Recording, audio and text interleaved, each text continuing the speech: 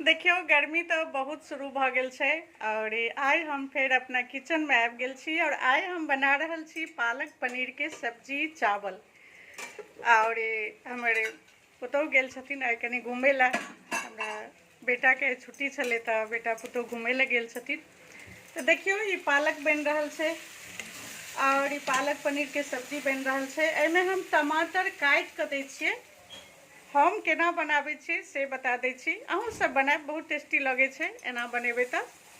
एहिमे जे छै से पालक जखन उबालै लए चढ़ेबै ने तऽ ओकरा पहिनहिए धो देबै, ओहिके बाद काटबै आ काटि देलाके बाद सीधा उबालै लए चढ़ा देबै।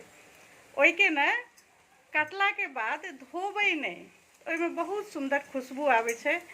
और ई पालक के जे पानि रहे छै उबलाहा वाला गरम गरम पानि जाहिमे छानि लै छियै, ओहिके हम फेंकै नहीं छियै, ओहिमे पनीर काटि कऽ दऽ दै छियै। देखियौ एहिमे जे छै ने से ई पनीर जे छै से काटि कऽ एही गरम पानिमे दऽ दै छियै। तऽ एहिसँ की होइ छै ने, पनीर सॉफ्ट भऽ जाइ छै और ई तरै नहीं छियै, हम अहिना बनबै छियै। और पीसै में तो बस अदरक लहसुन हरी मिर्ची यह सब प्याज ये सब पीस के ग्रेवी दऽ देलिए और मटर जे छै से उबालि के दऽ देलिए। टमाटर काटि के दै छियै एहि दुआरे जे सब चीज तऽ एहिमे पीसे के देल रहै छै, तऽ टमाटर जे छै से काटि के दियौ तऽ कनी खटापन बढ़िया अबै छै और कनी बढ़िया लगै छै। और मसाला सब तऽ घरे के मसाला पड़ै छै, अदरक जे छै से पीसे में दऽ दियौ, धनी हल्दी मिर्ची पाउडर या मसाला सब पड़ै छै।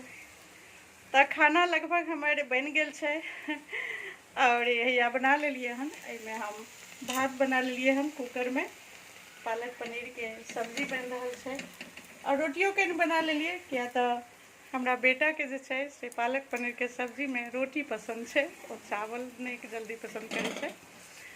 तऽ बस भऽ गेलै, आब ई भुजा गेल छै और एहिमे ई जे छै पानि, इएह पानिओ देबै, पानि कनी बेसी छै तऽ कनी कम कऽ देबै।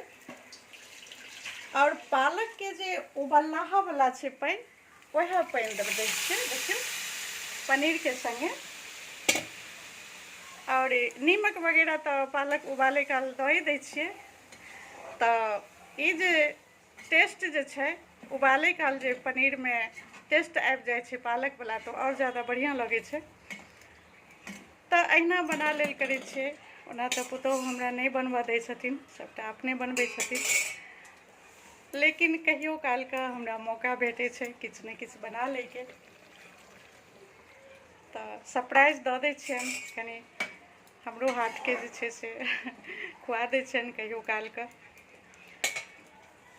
एहि सबसँ की होइ छै, कनिक जे छै से प्रेम भाव बनल रहै छै परिवार में। ओना हमरा मने करैत रहै छथिन, लेकिन तैयो जे छै से हम बनाबै छियै। देखियौ आब एहिके थोड़ी देर जे छै ई टमाटर अहिना रहतै टुकड़ा टुकड़ा, और ई टमाटर जे छै से खाइयो में बढ़िया लगे छै, पालक के ओहिमे टेस्ट अबै छै टमाटर में। ताहि दुआरे जे छै से हम पालक पनीर के सब्जी में टमाटर पीस के नहीं दै छियै, काटि के दै छियै। अहूँ सब दऽ कऽ देखबै बढ़िया लागत। और मटर सेहो दऽ दै छियै। तऽ बस कनिए देर आब खोलतै और बनि गेल छै पालक पनीर के सब्जी चावल रोटी। एतबे बनलै हन, ज़्यादा नहीं बनलै हन। और बच्चों सब आब आबैत हेतै तऽ ओकरा सबके सरप्राइज भऽ जेतै। तऽ ठीक छै, राखै छी। जय मिथिला जय मैथिली, बाय बाय।